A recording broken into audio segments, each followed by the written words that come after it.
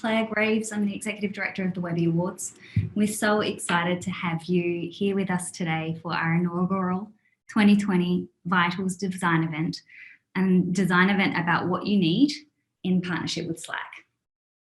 We launched Vitals in 2019 with the aim to bring back some of the fun for the design community that was the mainstay of the 2010s. We also wanted to showcase some of the work and design thinking of some really, really excellent creative people for our audience to learn and be inspired by. And this year, we're so excited to be able to do this with our partners at Slack Design, who are, of course, the perfect cohorts for such an event. Our aim is to create an experience that strips away pretension and encourages our participants to address the essentials of their craft. To do this, we have created a format which focuses on a theme, which is simple yet intensely personal. What do I need in order to create great design? While, of course, it's extremely fun to attend Vitals in person at a dive bar in downtown Manhattan and hang out and drink beer on a Tuesday evening, we think that there's something really awesome about this virtual format, and we're excited for you all to participate. In preparation for today's event, we also created a Vitals Slack workspace for you to discuss the presentations, network, and gain design advice from the presenters and from each other, and answer questions and get answers from questions to our panelists. The link in the channel, the link for the channel is just below the video on the event page. And we also sent it to you in an email, and we should be promoting it on our social media pages as well. Today, we have some incredible designers from all over the country. We've got JP Burcks from Basic in St. Louis, Missouri, Kyle Turman from Slack in San Francisco, and Resh Sidhu from Barbarian here in New York City. I will introduce everyone properly as they take the virtual stage, but before we kick off, let me take a very quick minute to tell you about the format for today's event. It may seem convoluted, but it's actually very simple. Just bear with me for a minute as I launch the deck. So the way that the presentations will work, there's 3 topics each designer will touch. They're going to talk about what's vital today, what is vital forever, what's essential to their craft, practice or otherwise, and what is vital never. What are the deal breakers that can't happen?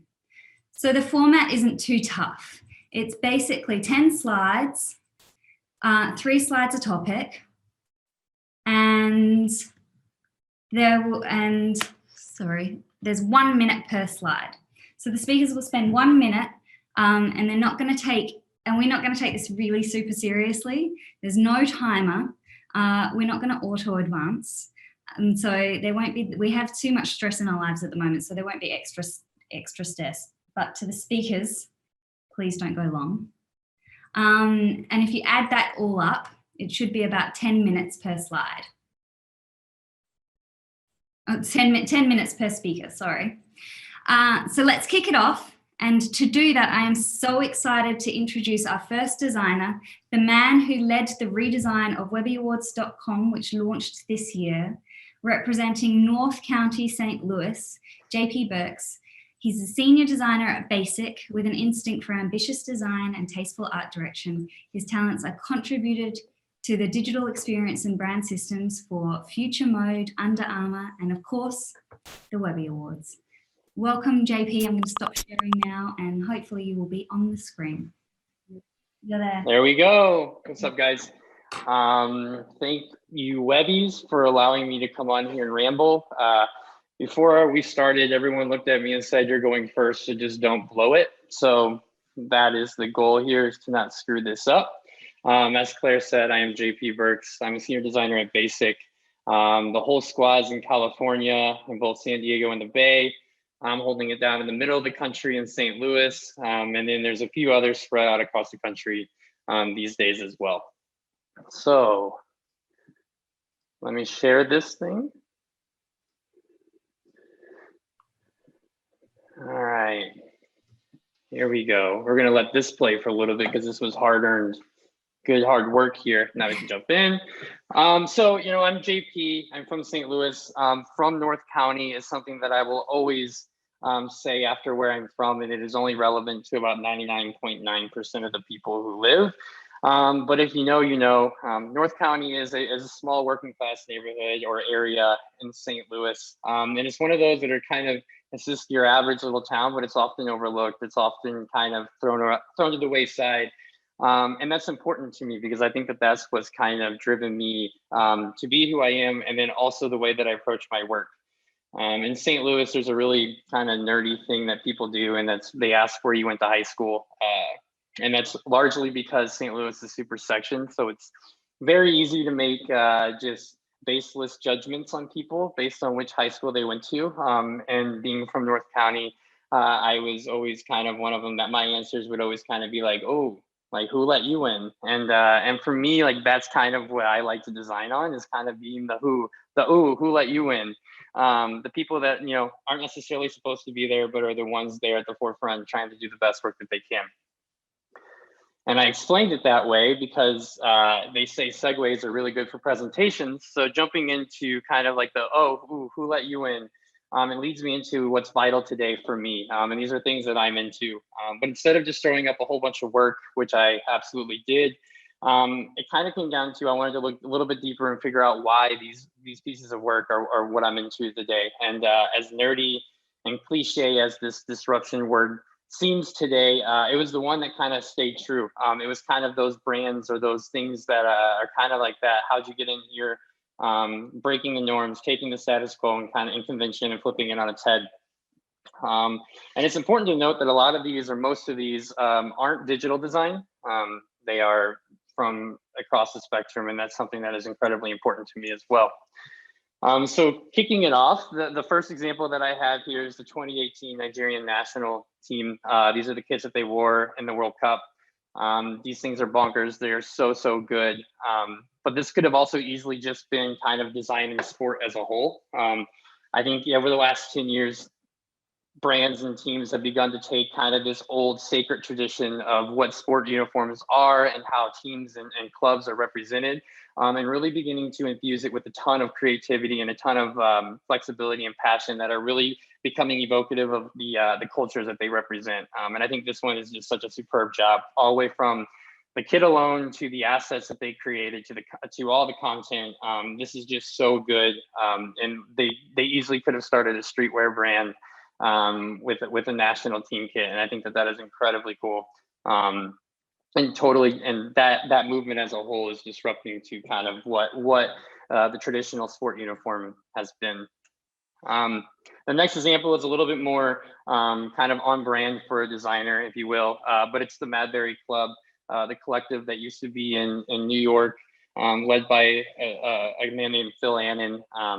Just kind of started as a little outlet, a collective of making creative things that led into creating a streetwear brand that they kind of took the utility and outdoor design, outdoor kind of lifestyle apparel, infused it with streetwear and kind of melded those two worlds. And then kind of moved on to creating content for big brands like Nike and Microsoft, and then just kind of creating their own brand and creating this entire lifestyle and aesthetic for their own. Very nuanced, very design nerdy, but it's just so good. And this is definitely an example of one of those that kind of just leaned into everything that they did, super heavy. And they didn't really care about any barriers that were set up about what they could or shouldn't do. They just kind of went in and dove in head first. And that was something that I think created a very lasting brand for them. Jumping into the next one, SpaceX, timely and relevant. I know I did that on purpose, but really it's the idea that this one is really hits this one on the head for me. And that's, you know, the space exploration and the vision and the look and feel of how that has looked in our entire lives, or my entire life. Anyway, it was just kind of the one that was just like, that was it. That was what space exploration looked like. And then SpaceX took it, they put it into the public sphere. And not only did they kind of push it into a private and public enterprise, they moved it into, you know, they reinvented what space exploration looks like aesthetically, from the suits to the ships to the UI UX experience that are on board. Just really taking it to a next level and taking something that was tried and true and so nostalgic and so Americana, if you will, and just kind of blowing that up and kind of being ambitious enough to push that to the next step. And then the last one is this one that's like, that I personally really enjoy. And that's Mount Sunny. Mount Sunny is a super cool little studio, wellness studio. So actually going in and getting acupuncture sessions and things like that down in Phoenix, which is so, I think the coolest part is that I know about it in the middle of the country. And that's because they have incredible content. They've created a really interesting lifestyle line. And they've kind of embraced it.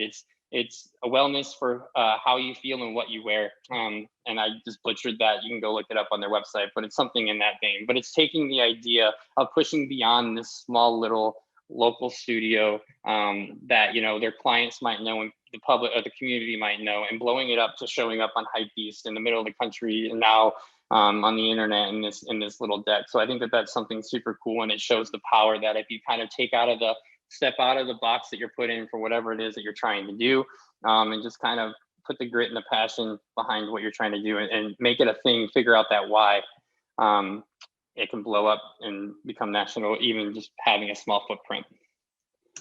And again, with the segues, coming up with a why, moving into what's vital forever. For me, it will always be a why. It's whatever that is and inspires you. It is what makes you do, or why you're doing it. I think this one was tricky, and I'd be interested. I can't wait to see what the other presenters have for here, because I mean, you could have been a good typeface, good assets, good content, those fun things that are always a blast to work with. But you know, a solution that lacks a sense of being is a one that lacks substance. And you know, you got to kind of create a reason as to why you're doing it. Not even just KPIs, not even data, not even based on a brief, but why I'm personally doing it, or what I am trying to accomplish with this, or what is the goal that I am trying to do. Because that is truly the way to make inspired work and make it feel something, and make users feel something, or consumers, viewers, whatever it might be. You have to bring that emotion to it to make it last. And that's just a really good way of saying burn the boats. For me, this is kind of an intangible, the mindset that you have to have, and it kind of stems back to that North County statement, but it's kind of the idea that you're not supposed to be there, and don't give yourself a way out. If you commit to the idea, if you kind of create that why, there's really nothing that can stop it. It's not that if the content's not good, you can figure out a way around it. If you need to shoot assets, you can shoot assets. If you're too small, if you're too big, X, Y, and Z, there's always a way. And if you commit to that, you can kind of push through it. And for me, that is something that I always have to kind of keep in my mind, and understand that, you know, there's always a solution to this thing. You just have to figure it out. So burn the boats is the idea that if you want to take the island, you have to burn the boats. There's no other way out. And if you look at the bottom, that's from a bunch of people, so they really don't know who said it. But it's attributed to them all, so they all get their flowers today. Oh, I'm going super fast. It's all right. So, you know, what's never vital, and that's being an asshole. It costs $0 to be a decent person, to be a nice person. Nobody wants to work with an asshole. Nobody wants to be seen an asshole. And I also think it's important to note, for me at least, egos and assholes they're not mutually exclusive. I think there's places for egos, and we all have them. They all exist, as much as we try not to be. But I think that that's often a misconception. But assholes, if you're an asshole, you're an asshole, and there's no way around it. And everyone knows it, and nobody likes that. You know, just look at design Twitter. We can all opt to just stay away from that. It's so tricky though, because we all want to like get a little piece of the pie, but then nobody wants to look at it. So. That's the biggest piece for me. I think, you know, everything is solvable. There's solutions to everything. There's always a way around other things. But if you're a jerk and no one wants to work with you, then I don't want to work with you. If you're miserable at some place, leave. Don't make everybody else miserable. And that's another thing. The interesting thing about my theme that revolves around boats in the ocean is that I grew up in the middle of the country and didn't see the ocean until like I was 16. So maybe these are all bullshit, I don't know. But the idea of a rising tide lifts all boats is something that I think, if you take anything away from this quick under 10-minute speech, it is that a rising tide lifts all boats. If you're a good person, you can bring up the people around you. If I eat, we all eat. I think it's the mentality that I think it's the counter asshole argument. It's the way to be.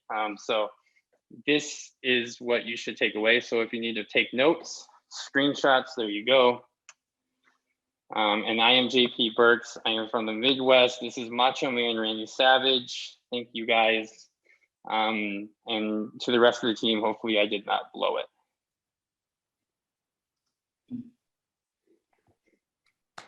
I was told I'm supposed to smile after I close my thing, and I forgot to because I already did my sign off. So hopefully that works.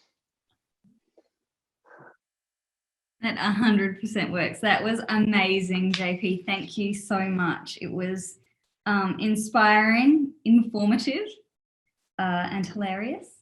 Having just finished working with you, I hope that nobody from the Webby Awards team fit the never box. No comment, Claire. No, it was amazing. It was so good. All right, good. All right, and next I'm so excited to introduce Kyle Turman. He refers to himself this way. This did not come from me. I did not write this, so I just wanted to preface this. Kyle says he is an award-losing designer. He's worked across branding and product design for over a decade, from working in studios to leading in-house teams at places like Etsy and Dropbox. When he's not hanging 10 on the digital waves of the World Wide Web, he can be found working to make people's working lives a little bit more fabulous as a senior staff product designer at Slack. Over to you, Kyle. Awesome. Thank you so much for that kind introduction. Very excited to be here. And great thoughts from JP before. Quick round of applause. Thank you, JP. Excellent, excellent thoughts. So good morning, good afternoon, or good evening, depending on where you're at in the world. Let's go ahead and teleport in here and get started. All right, here I am. Hello, hello everyone. So hello, my name is Kyle Turman. My pronouns are he, him, his. I'm a senior staff product designer at Slack Technologies, as you might have heard before. And I'm coming to you live, streaming to you in 2 beautiful dimensions from my 3-dimensional abode here in Oakland, California, which is located on native Ohlone land. I just wanted to say quickly, you know, this time has been really challenging for me, and definitely even more challenging for countless others. We've all seen, you know, grief and different sides of humanity, suffering, selfishness, idiocracy, and we're still having to come to work every day. And, you know, if we're lucky enough to still have our jobs, we're having to be creative through all of it. And that's a lot. But I want to take a moment here and showcase one of the worst types of humans you could possibly imagine, an optimist. So that's who I am. I kind of think of myself as an optimist. And I want to talk about a few things that I've deemed vital to my creative process today, forever, and never. So let's start with the here and now. Let's start with today. Today, we have to make the most. Now, I know you were thinking, oh shit, here we go, power of positive thinking, blah, blah, blah, blah, blah. But this part is not about settling or thinking positively. It's about being resourceful. Things aren't the best right now, but that doesn't mean that we can't make the most out of them. Instead of just complaining, how do we take advantage of a situation and harness and wield it with confidence instead of having it take advantage of you? First, I think we have to make the most of remote work. It's not going anywhere. People are going to be working remotely even after this pandemic is over. So how can we take advantage of the fact that people are now working asynchronously across the world? Sure, parts of it can be annoying and challenging as we transition from a non-remote world, but we can't just try and port our old way of working to this new world and expect it to just work. We need to be intentional about the way that we choose to work.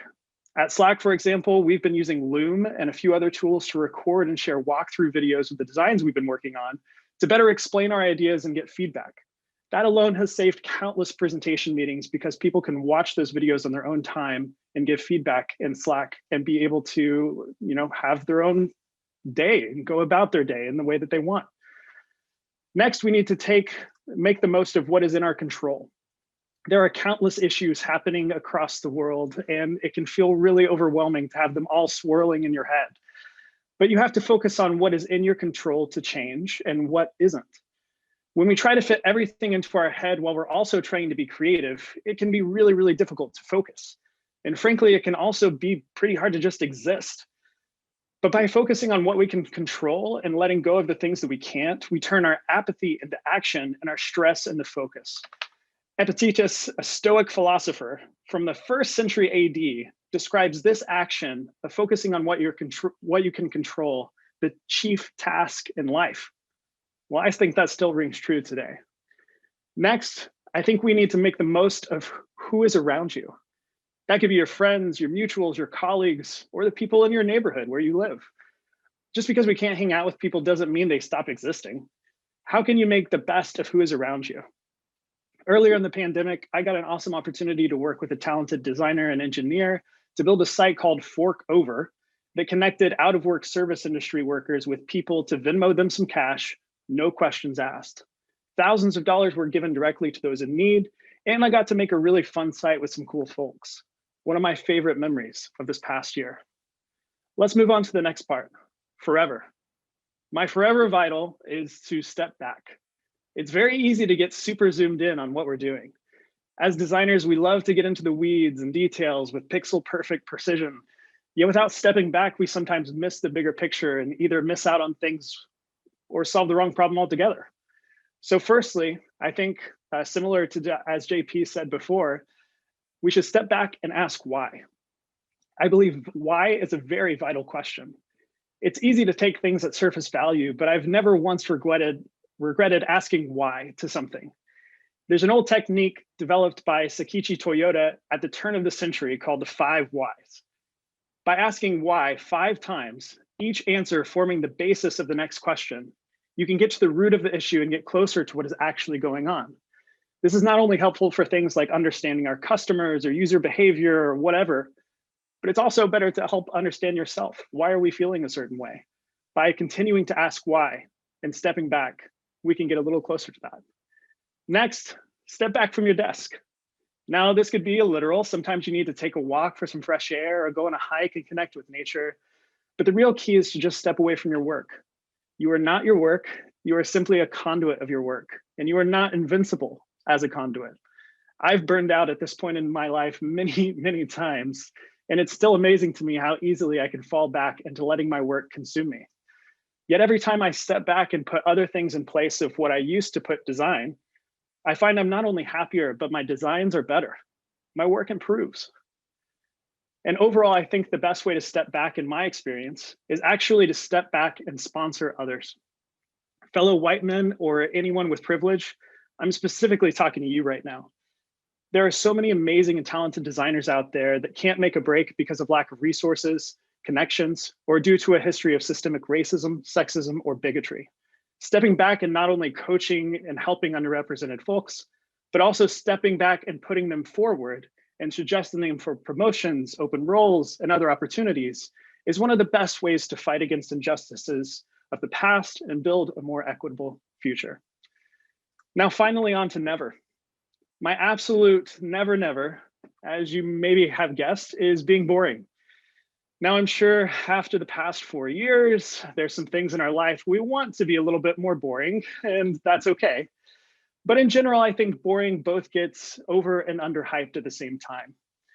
Being boring is actually usually a misnomer.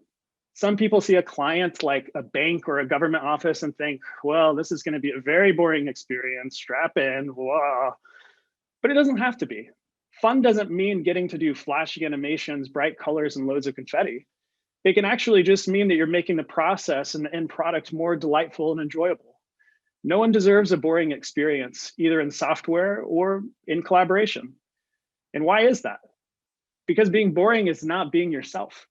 When you're able to bring your full self to the table, your humanity, you're able to unlock parts of your creativity that you normally wouldn't be able to do if you were forced to be the most boring version of yourself. In 2012, Google studied hundreds of teams to find what the key to a successful team was. Their finding, was it the size of the team, the tenure of the team? No. The most key factor in a successful team is psychological safety, a sense of confidence that the team will not embarrass, reject, or punish someone for sharing what's on their mind or being themselves. Turns out that being boring is actually not that effective. And lastly, being boring is, well, boring. Not to stretch my audience too thin here on a Thursday or a Tuesday, don't even know what day it is. But the reality is life is incredibly short.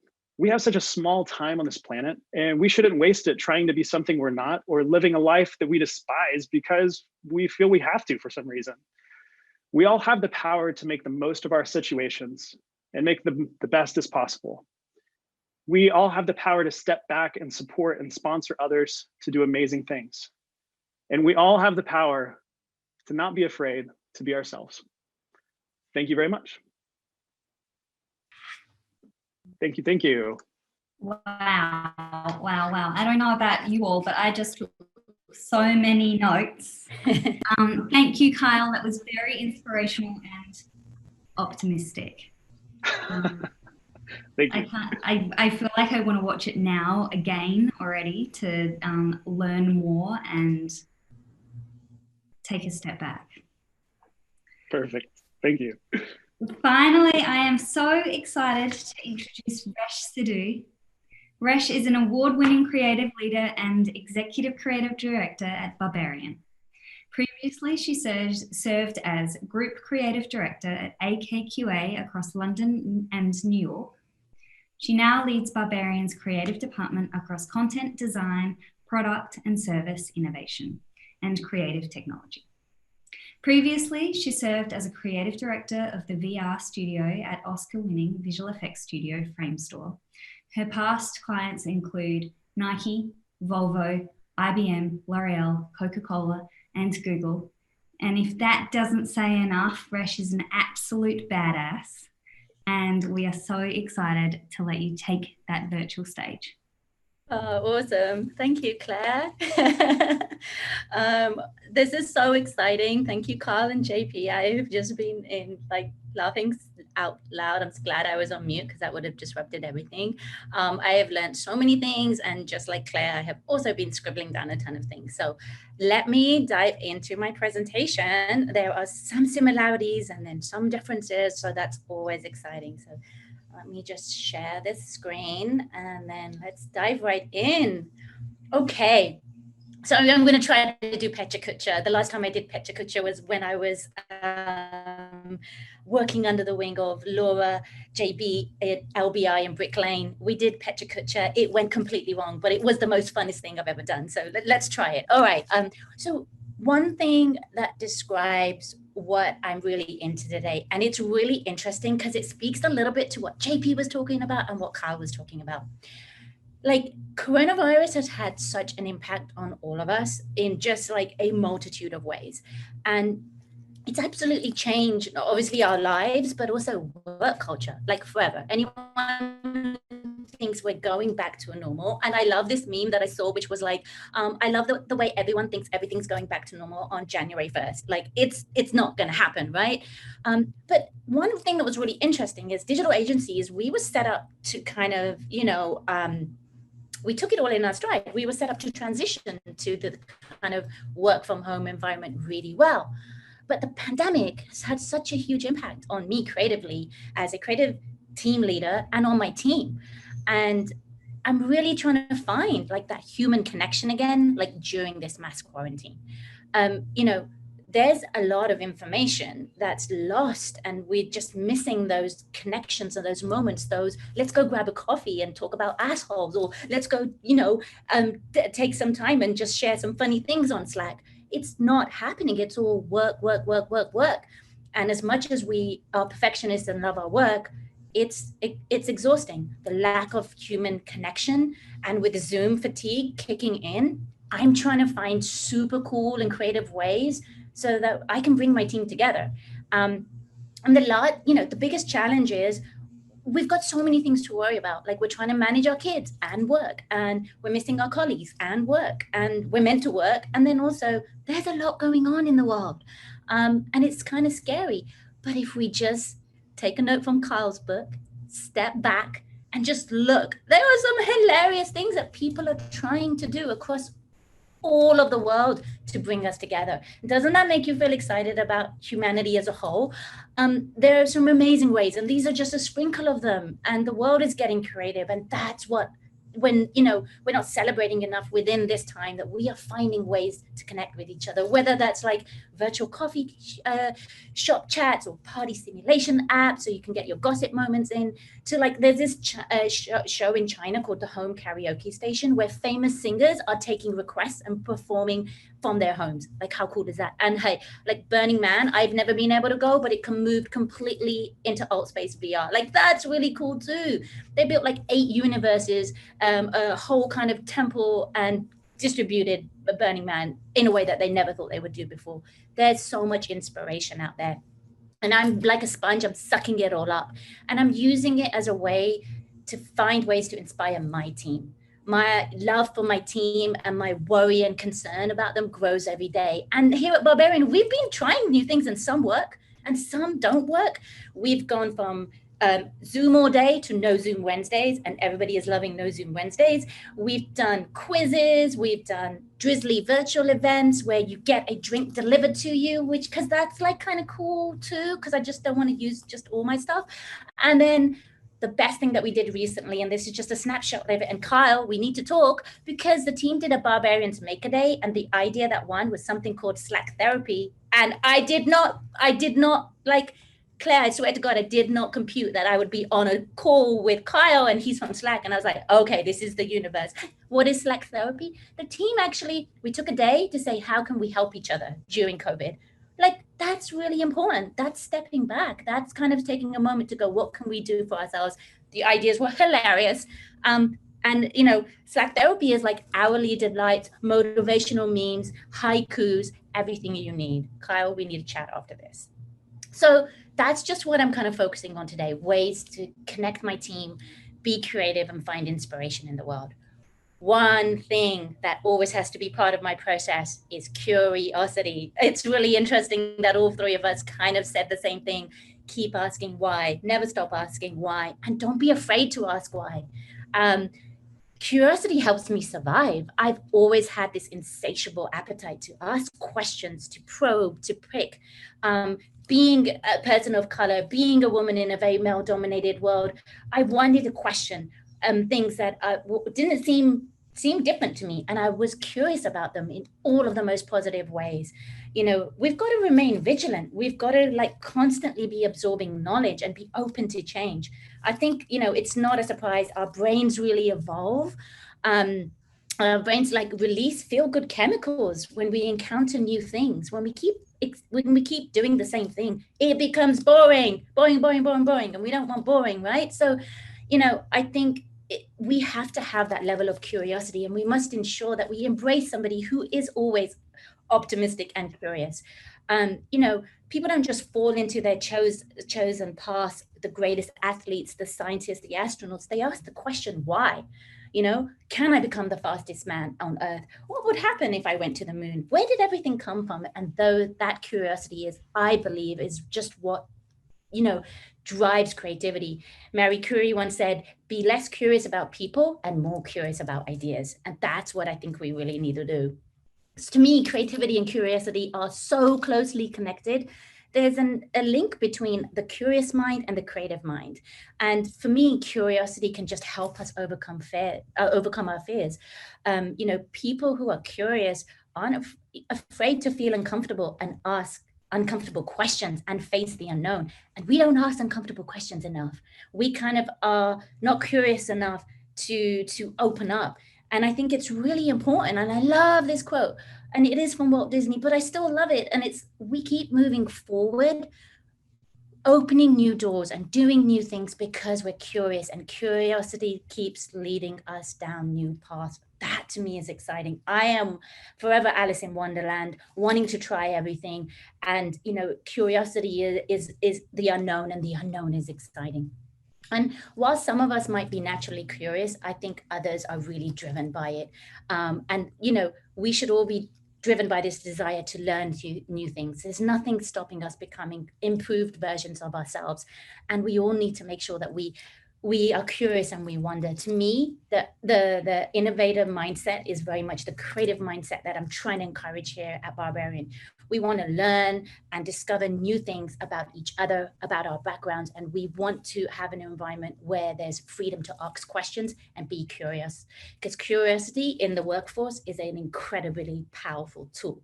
And to me, you know, where there's curiosity and where there's that open-mindedness, curious people are open to more diversity and open to more change. And I think that's what our space needs. Diversity nourishes fresh thinking, curiosity encourages diversity, and suddenly we have the most amazing inclusive environment that you could ever imagine. And so finally, right, oh my God, this is what was one of my favorite, because when this came up, I went, I know the thing that is crippling our process. And for me is convenience. Convenience is essentially mediocrity. It really is. This is one of my most favorite quotes ever.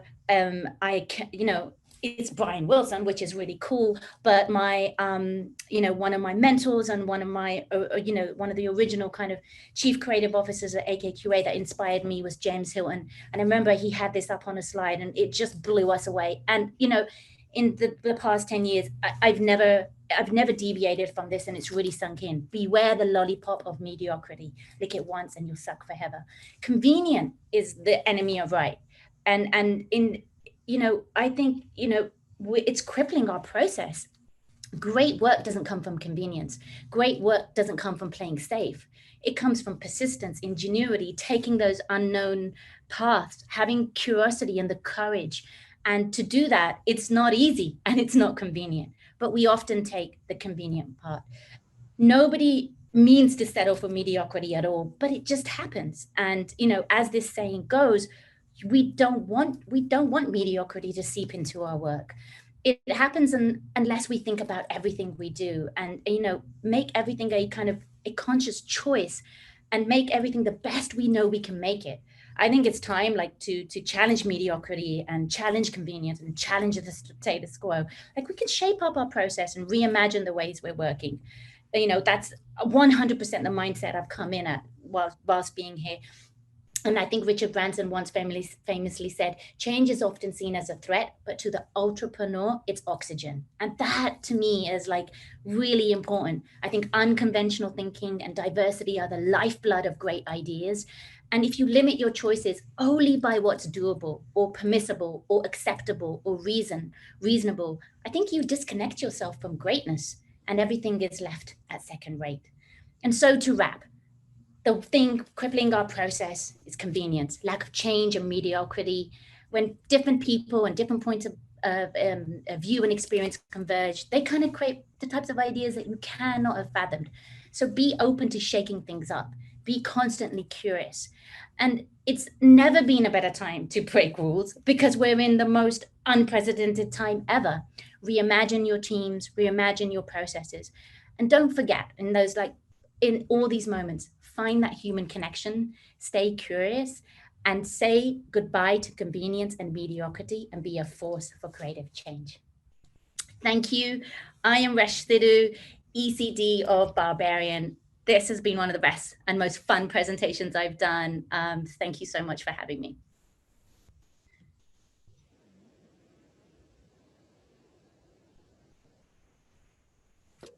Resh, thank you so much. That was incredible. It was so fun and so inspiring. I've been scribbling. I've done lots of scribbling here, and I have a few takeaways from all three of you that I wanted to share. And I also, as I said before, can't wait to watch again and take more away from everything that you have all said. We will be putting the video up on our website and sharing across social media, so you can all watch and take notes again like I will. But here are some of the takeaways that I took. I have 4 takeaways for everyone, although a lot more. And then I just have a final few things to say and we can wrap up. My first takeaway is curiosity and asking why is so important. You should do it 5 times. Never be a boring asshole or rest on convenience. Bring yourself to the table and all boats will rise. We will stay more creative by taking a step back and looking at all of the creative ways people are helping us connect.